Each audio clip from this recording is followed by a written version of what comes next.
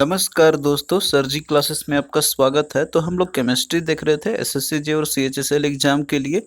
तो देखिए previous videos में मैंने आपको मेटल्स और मेटलर्जी के बारे में आपको बताया था, जिसमें कि हमने कुछ इंपॉर्टेंट मेटल्स के यूजेस के बारे में हमने स्टडी किया था। तो आज जो है हम लोग उसके आगे का पोर्शन देखेंगे। और इसके पहले भी हमने केमिस्ट्री के बहुत सारे लेक्चर्स ऑलरेडी हमने कवर कर लिया है, तो उसका हमने अलग से प्लेलिस्ट बना दिया है और आपको डिस्क्रिप्शन बॉक्स में भी उसका लिंक आपको मिल जाएगा। और इसके साथ साथ में हमने पहले देखिए बायोलॉजी और इकोनॉमिक्स का कंप्लीट नोट्स हमने आपको प्रोवाइड कर दिया और लेक्चर्स भी हमने उसका प्रोवाइड कर दिया है।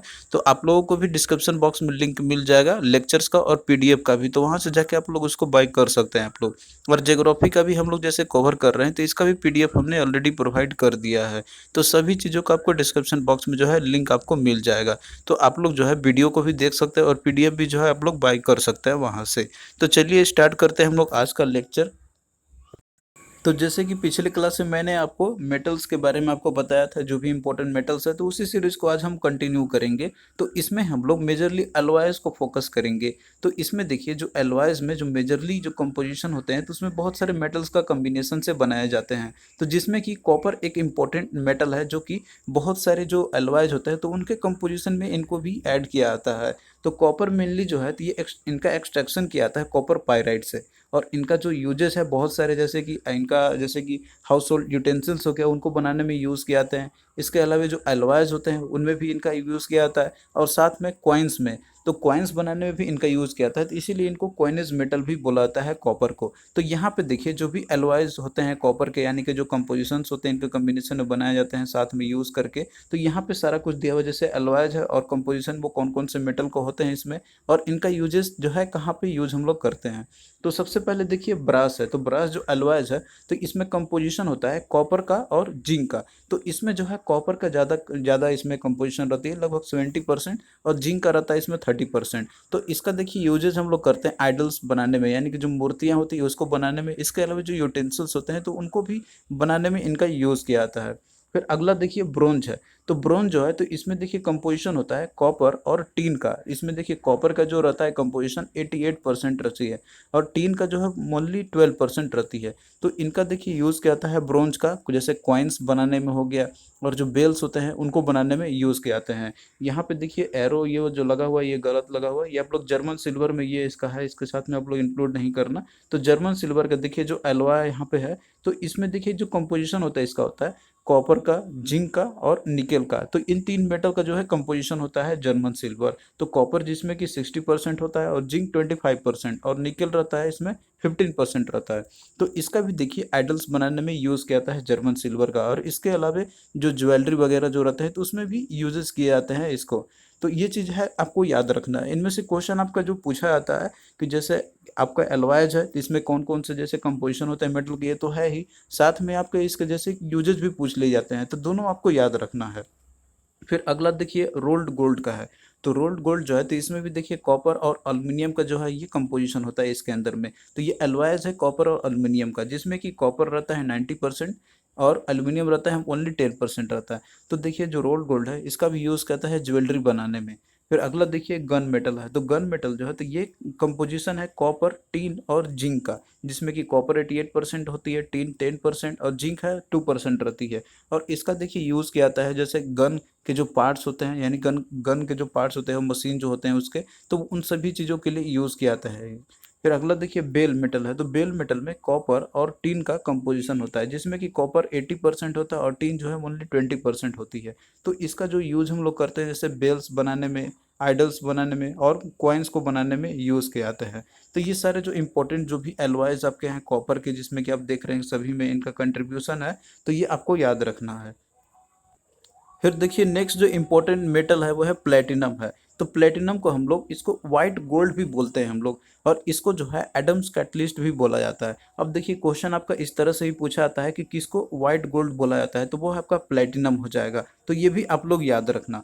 और इसका देखिए जैसे कि हम लोग इसका यूज़ करते हैं ऑर्नामेंट्स बनाने में हो गया, और इसके साथ साथ में जो पेन का जो टिप रहता है, यानी कि जो उसका नोजल रहता है पेन का, तो उसका टिप जो रहता है तो उसको भी बनाने में यूज़ किया जाता है, प्लेटिनम का ही यूज़ होती है। फिर नेक्स्ट देखिए थोरियम है। तो थोरियम जो है इसका हम लोग यूज़ करते हैं न्यूक्लियर एनर्जी की प्रोडक्शन करने में। तो यानी कि ये एक तरीके से इसका यूज हम लोग न्यूक्लियर एनर्जी में करते हैं हम लोग एज ए फ्यूल के रूप में। और देखिए जो थोरियम है तो इसको मोनाजाइट सैंड से एक्सट्रैक्शन किया जाता है, इसका उसी से जो है प्राप्त किए जाते हैं थोरियम को। और इसका देखिए और भी यूजेज हैं, जैसे कि एक्सरे टारगेट में यूज़ करते हैं। इसके अलावा जो ग्लो ट्यूब्स टारगेट होते हैं तो उनमें भी इनका यूजेस होते हैं। अब यहाँ पे देखिए इंपॉर्टेंट और भी जो एलॉयज है और उनका जैसे कि यूजेस हम लोग कहाँ कहाँ पे करते हैं और इसमें कंपोजिशंस क्या क्या होते हैं, तो ये सारा चीज़ आपका यहाँ पे दिया हुआ है। वहाँ पे आपने देखा था कि जिसमें कॉपर हर एक में कॉम्बिनेशन में था, तो इसके अलावा और भी एलॉयज होते हैं कि जिसमें कि और दूसरे मेटल्स का कॉम्बिनेशन होता है। तो ये चीज़ आपका यहाँ पे लिस्ट में दिया हुआ है। तो सबसे पहले देखिए यहाँ पे है मैग्नीलियम है। तो देखिए जो मैग्नीलियम है तो इसके अंदर में जो कंपोजिशन होते हैं तो एल्युमिनियम का और मैग्नीशियम का। तो जिसमें कि आपका एल्युमिनियम रहता है 95% और मैग्नीशियम रहता है इसमें 5%। अब इसमें इसको देखिए याद करना है बहुत ही आसान है। इसमें देखिए आपका दिया हुआ है मैग्नीलियम, तो इसमें आपका मैग्नीशियम है और उसके बाद अब लास्ट में आप देख रहे हैं कि एल्युमिनियम भी आपका है, तो आप उसी को पकड़ सकते हैं और इसको आसानी से याद कर सकते हैं आप लोग इसको। और इनका जो यूजेज है हम लोग प्रेशर कुकर बनाने में यूज़ करते हैं। इसके अलावा जो बैलेंस बीम होता है और सम जो लाइट इंस्ट्रूमेंट कुछ होते हैं तो उनमें यूज़ किया जाता है मैग्नीलियम का। फिर अगला देखिए ड्यूराल्यूमिन का। देखिए जो ड्यूराल्यूमिन है तो इसमें जो कंपोजिशंस होते हैं एल्युमिनियम और कॉपर का, जिसमें कि एल्युमिनियम का कंपोजिशन रहता है 95% और कॉपर का रहता है इसमें मात्र 4% रहता है। तो इसका देखिए यूज़ किया जाते हैं जैसे कि जो एरोप्लेन के जो पार्ट्स होते हैं उसके, तो उसमें यूज़ किया जाता है। इसके अलावा जो ऑटोमोबाइल जो होते हैं तो उनमें भी इनका यूज़ किया जाता है और साथ साथ में जो प्रेशर कुकर होता है तो इन सभी चीज़ों में ड्यूराल्यूमिन का यूज़ किया जाता है। फिर अगला देखिए क्वाइनेस सिल्वर है। तो क्वाइनेस सिल्वर में इसमें जैसे कंपोजिशन होता है सिल्वर और कॉपर का, जिसमें कि सिल्वर कंपोजिशन 90% होता है और कॉपर का ओनली 10% रहता है। तो नाम ही है क्वाइनेस सिल्वर। तो इनका जो यूज़ किया जाता है हम लोग सिल्वर का कॉइन बनाने के लिए। फिर अगला देखिए सोल्डर है। तो सोल्डर जो है तो ये एलॉय है लीड और टीन का। तो इसमें देखिए कंपोजिशन होता है लीड का 50% और टीन का 50%, तो लगभग दोनों का जो कंपोजिशन रहता है वो बराबर रहता है। और इसका जैसे यूज़ करते हैं हम लोग कि जो भी ब्रोकन पीसेस होते हैं इलेक्ट्रिकल इक्विपमेंट्स के, तो उनका जैसे कि इनका यूज़ उनको सोल्डरिंग करने में यूज़ करते हैं। फिर अगला देखिए स्टेनलेस स्टील है। तो स्टेनलेस स्टील में जो ये एलॉय है आयरन और क्रोमियम का, जिसमें कि आयरन जो रहता है वो 73% रहता है और क्रोमियम इसमें 18% रहती है। तो इसका देखिए यूज़ करते हैं हम लोग जैसे यूटेंसिल्स बनाने में। इसके अलावा जो साइकिल्स और जो ऑटोमोबाइल के पार्ट्स होते हैं उसमें। इसके अलावा जो शेविंग ब्लेड्स होते हैं और जो वॉच के जो केसेस होते हैं तो उनमें यूज़ करते हैं स्टेनलेस स्टील का। फिर अगला देखिए अल्निको है। तो अल्निको में जो इसमें कंपोजिशन होते हैं तो इसमें देखिए जैसे आयरन हो गया, निकेल हो गया, एल्यूमिनियम हो गया और कार्बन हो गया। तो इन चीज़ों का जो है ये कंपोजिशन है यानी कि अलवाय है। तो देखिए अल्निको है, इसका हम लोग यूज़ करते हैं परमानेंट मैग्नेट्स को बनाने के लिए। तो आई होप कि ये चीज़ आपको समझ में आया होगा। तो यहाँ पे जितने भी इंपॉर्टेंट एलवायस हैं और उनका जैसे कि कंपोजिशन क्या क्या होता है और यूजेस क्या क्या है, ये चीज़ हमने आपको यहाँ पे सब कुछ दे दिया है। अब आइए हम लोग यहाँ पे क्वेश्चंस करते हैं जो कि प्रीवियस ईयर में आपके पूछे गए थे। तो क्वेश्चन यहाँ पे देखिए है कि solder is an alloy of which of the following. तो देखिए सोल्डर में क्या क्या होता है, इसमें लीड और टीन होते हैं। तो राइट आंसर क्या हो जाएगा इसका, ऑप्शन डी हो जाएगा। फिर अगला क्वेश्चन देखिए कि which alloy is made of essentially of copper and tin. तो कॉपर और टीन का जैसे कि कौन सा एलॉय जो होता है बनाए जाते हैं, तो इसमें देखिए कॉपर और टीन आपका दिया हुआ है। तो कॉपर और टिन किस में रहता है, तो ये ब्रोंज में रहती है और ब्रास में क्या रहता है, कॉपर और जिंक रहती है। फिर अगला देखिए कि the solder used for connecting electronic circuit consist of. तो सोल्डर में देखिए जैसे कि इसका हम लोग कनेक्ट इलेक्ट्रॉनिक सर्किट को उसको हम लोग जैसे कनेक्ट करने के लिए इसका यूज़ करते हैं सोल्डरिंग के लिए। तो इसके अंदर में क्या क्या जैसे कि ये हो रहते हैं यानी कंपोजिशन होते हैं किसका, तो सोल्डर में क्या होता है लीड और टीन की होती है। तो ये चीज़ आपको क्वेश्चन को किसी भी टाइप से आपसे पूछेगा घुमा फिरा के, तो आपका आंसर आपको समझना होगा कि कैसे जो है मतलब कि आंसर उसका क्या हो सकता है। तो इसका राइट आंसर ऑप्शन ए आपका हो जाएगा।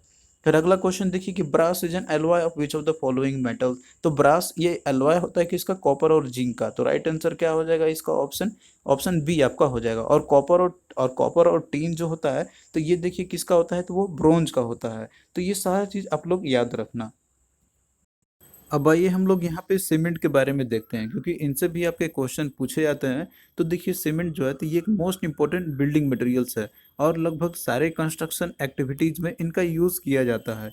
और सबसे पहले जो सीमेंट है इनका इंट्रोड्यूस किया गया था इंग्लैंड में 1824 में बाय जोसेफ एस्पेडिन के द्वारा। तो ये नाम भी आप लोग याद रखना, ये भी पूछा जाता है। और देखिए सीमेंट को हम लोग इसको दूसरे नाम से भी जाना जाता है, पोर्टलैंड सीमेंट भी इसको बोला जाता है, क्योंकि ये देखिए ये रिजेंबल करता है जो फेमस बिल्डिंग स्टोन है जो कि पोर्टलैंड इंग्लैंड में है, तो उसी की तरह ये रिजेंबल करता है, तो इसीलिए इसको पोर्टलैंड सीमेंट भी बोला जाता है। और देखिए जो सीमेंट है तो ये मिक्सचर होता है, फाइनली ग्राउंड मिक्सचर होता है ये कैल्शियम सिलिकेट का और एल्यूमिनेट का, और जिसमें कि हम लोग वाटर जब इसमें ऐड करते हैं हम लोग तो ये हार्ड मास में जाके ये सेट हो जाता है, तो ये इसकी कैरेक्टरिस्टिक्स होती है। अब आइए हम लोग यहाँ पे देखते हैं कि जो सीमेंट के अंदर में क्या क्या कंपोजिशंस होते हैं। तो यहाँ पे आपका जैसे एक एवरेज कंपोजिशन दिया हुआ है कि जिसके अंदर में सीमेंट के अंदर में क्या क्या रहते हैं, तो जिसमें कि इसका जो मेजर कंस्टिट्यूएंट होता है कंपोजिशन होता है वो है लाइम का। तो लाइम इसमें देखिए जो आपका है इसमें लगभग 50 से 60% रहती है कंपोजिशन। और उसके बाद दूसरा है सिलिका है, और सिलिका का कंपोजिशन रहता है इसके अंदर में 20 से लेकर 25% तक का। तो मेजर इसका जो कंपोजिशन होता है सीमेंट का लाइम और सिलिका हो गया। इसके अलावा भी देखिए और भी रहते हैं, जैसे एल्यूमिना हो गया, यानी कि जो Al2O3 है, तो इसका कंपोजिशन रहता है 5 to 10% रहती है।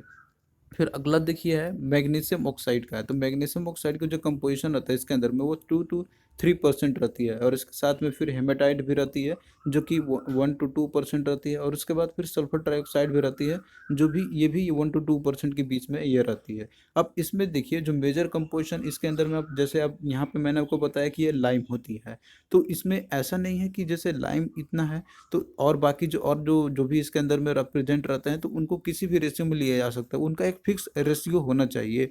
तो इनका जैसे रेशियो कितना होना चाहिए, तो ये 2:1 का होना चाहिए, जिसमें कि जो रेशियो है यहाँ पे लाइम का वो ज़्यादा रहता है इसके अंदर में। और बाकी जो टोटल ऑक्साइड जो मिक्सचर्स होते हैं जिसके अंदर में ऑक्साइड के मिक्सचर के अंदर में जैसे कि आपका SiO2 हो गया, Al2O3 हो गया और Fa2O3 हो गया, तो ये जो है 1 के रेशियो में होना चाहिए। यानी कि जो मेजर रेशियो इसमें है वो है लाइम का 2 रेशियो, और बाकी जितने भी टोटल ऑक्साइड मिक्सचर होते हैं जिसमें के अंदर SiO2, Al2O3 और Fa2O3 हो गया, तो इनका 1 रेशियो में होना चाहिए। यानी कि 2:1 का रेशियो है लाइम का और बाकी जो टोटल ऑक्साइड मिक्सचर होते हैं। तो ये आप लोग इसको याद रखना, ये भी क्वेश्चन बहुत बार पूछा गया हुआ है। अब यहाँ पे देखिए जैसे कि इसमें ये जो रेशियो आपका दिया हुआ है कि लाइम का 2 होना चाहिए और बाकी जितने भी टोटल ऑक्साइड मिक्सचर है तो वो 1 का होना चाहिए। अगर इन रेशियो में थोड़ा बहुत भी अगर ज़्यादा अंतर आ जाए, जैसे कि मान लीजिए अगर लाइम जो है अगर एक्सेस क्वांटिटी में जो है मिला दिया जाए, तो इससे क्या होता है कि जो सीमेंट है वो क्रैक कर जाती है सेटिंग के दौरान। और वहीं पे अगर मान लीजिए कि लाइम जो क्वांटिटी जो मतलब कि रेशियो है अगर उसकी ये अगर कम हो जाती है, तो इसके चलते क्या होता है कि जो सीमेंट होती है तो उसकी स्ट्रेंथ जो है वीक वीक हो जाती है। और इसके चलते भी बहुत सारे जैसे प्रॉब्लम अराइज होती है बिल्डिंग्स स्ट्रक्चर में। तो ये रेशियो जो है प्रॉपर अमाउंट में दोनों का होना चाहिए। तो और जैसे एक्सेस क्वांटिटी में लाइम अगर है तो उसके साथ क्या प्रॉब्लम होती है, और अगर कम रहती है तो क्या प्रॉब्लम होती है, तो ये चीज़ आप लोगों ने अब जान चुके हैं। तो इसीलिए देखिए ये बहुत ही ज़रूरी होती है कि जो प्रॉपर कंपोजिशन जो सीमेंट का है वो मेंटेन किया जाना चाहिए, ताकि जो है सीमेंट जो है एक बेस्ट क्वालिटी का मिले। तो ये रेशियो खासकर ध्यान रखा जाता है। अब आइए हम लोग यहाँ पे कुछ क्वेश्चंस करते हैं। तो देखिए पहला क्वेश्चन आपका है कि the addition of gypsum to Portland cement helps in. तो जो पोर्टलैंड सीमेंट होता है तो उसमें हम लोग जिप्सम ऐड करते हैं किस लिए। तो देखिए जिप्सम ऐड इसलिए किया जाता है ताकि जो है जो सीमेंट का जो रैपिड सेटिंग होती है तो उसको प्रिवेंट किया जा सके। तो राइट आंसर क्या हो जाएगा, इसका ऑप्शन सी हो जाएगा। अब देखिए क्या होता है कि जब जिप्सम ऐड नहीं किया था, जो सीमेंट जो पोर्टलैंड सीमेंट होता है तो बहुत तेज़ी से सेटअप हो जाती है, वो तेज़ी से सेटिंग कर जाती है। तो इसके चलते क्या होता है कि उसको जो सफिशेंटली जो हार्डनिंग होना चाहिए वो नहीं हो पाती है। तो अगर इसमें हम लोग जिप्सम मिला देते हैं पोर्टलैंड सीमेंट के अंदर में, तो इसका जो रैपिड सेटिंग होती है टाइम होती है तो उसको ये कम कर देती है। फिर अगला क्वेश्चन देखिए कि cement is usually a mixture of. तो सीमेंट यूजुअली मिक्सचर किसका होता है, तो ये देखिए होता है कैल्शियम सिलिकेट और कैल्शियम एल्यूमिनेट का। तो राइट आंसर क्या हो जाएगा, ऑप्शन ए इसका हो जाएगा। तो थैंक यू दोस्तों, आपको कैसा लगा ये लेक्चर आप लोग कमेंट करके ज़रूर बताना। और आगे भी हम लोग इसी तरीके से केमिस्ट्री के और भी जो पोर्शंस आपके रिमेनिंग है वो हम लोग इसको जल्दी फिनिश कर लेंगे। और इसके बाद जो है फिजिक्स का भी क्लास हम आपका स्टार्ट कर देंगे। तो आप लोग से रिक्वेस्ट है कि आप लोग भी वीडियो को अधिक से अधिक शेयर करना, ताकि हमें मोटिवेशन मिलता रहेगा। तो चलिए फिर मिलते हैं नेक्स्ट वीडियो में, तब तक के लिए बाय।